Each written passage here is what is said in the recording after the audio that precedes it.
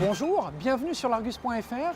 On découvre en avant-première la nouvelle Peugeot 508 SW. Là, on est en janvier 2018, un an avant la commercialisation du véhicule qui aura lieu en janvier 2019, donc on a beaucoup de chance.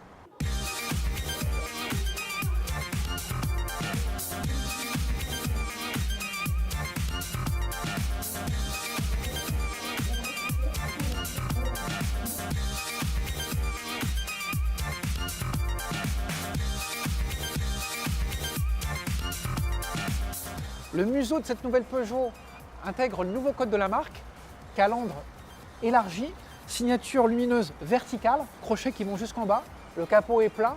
Il y a ce qu'on appelle ici un soft nose qui permet de mettre la calandre en retrait. Ça étale le capot, ça l'étire et ça donne plus de prestance au véhicule.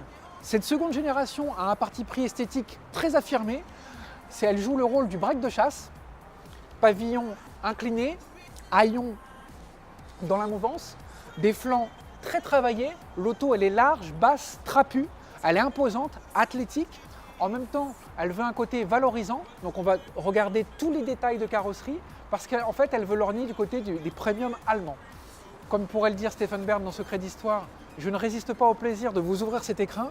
On remarque au passage que les portières n'ont pas d'encadrement. C'est très rare sur un break, encore plus rare sur un véhicule généraliste. Ça contribue une fois de plus à la montée en gamme de la Peugeot 508 SW.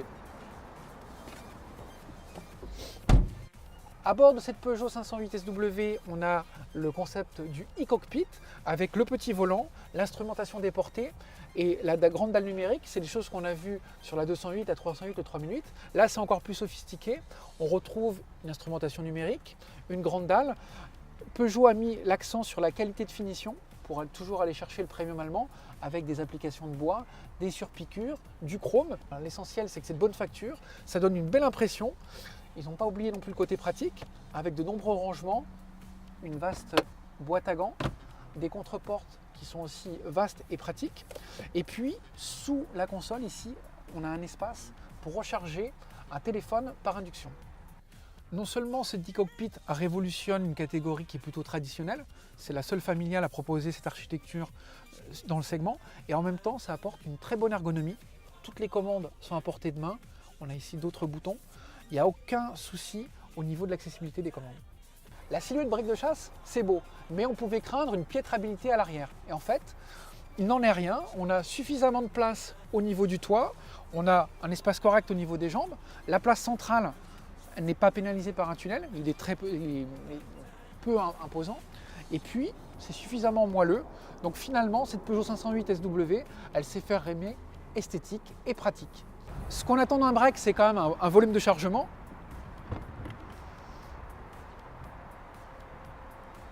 Alors avec cette Peugeot 508 SW, on n'est pas déçu. Elle est quand même 5 cm plus courte que le modèle actuel. On perd un tout petit peu en volume de coffre, on perd 20 litres, mais ça reste accessible. L'ouverture est carrée, ça monte haut sur le pavillon, donc on a une belle accessibilité. On a un cache-bagages en rouleur qu'on attend sur un break. Donc de ce côté-là, on n'est pas déçu. Cette Peugeot 508 SW nous a laissé une très bonne impression. Elle renouvelle les codes de la marque, elle renouvelle aussi les codes du segment. Elle a de bons atouts pour séduire à la fois les clients du modèle actuel et également aller conquérir une cible plus haut de gamme avec plus de standing. Nous, on ne résiste pas, on remonte à bord. Et puis nous, on vous donne rendez-vous très bientôt sur l'Argus.fr. D'ici là, suivez-nous sur notre chaîne YouTube et sur les réseaux sociaux. À bientôt.